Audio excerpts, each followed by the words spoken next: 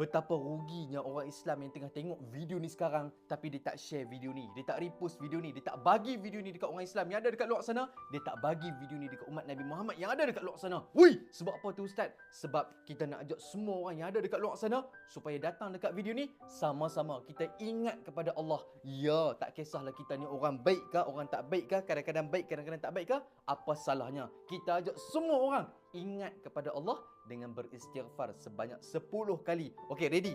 Hari ni kan kita buat dosa, takkan tak meminta ampun kot. Apa salahnya kalau kita ingatkan orang lain supaya ingat kepada Allah? Mesti dapat pahala, betul tak? Okey, jom. Ready? 10 kali.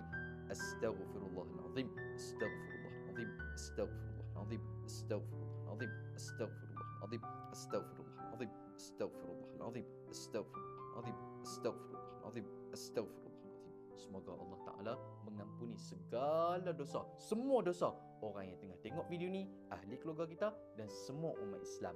Amin ya rabbal alamin. Komen amin kat bawah. Jangan lupa sebarkan video ni sebanyak yang mungkin. Selagi mana video ni bergerak, selagi itulah pahala sentiasa mengalir buat kita. Sebab kita ajak semua orang ingat pada Allah. Mantap.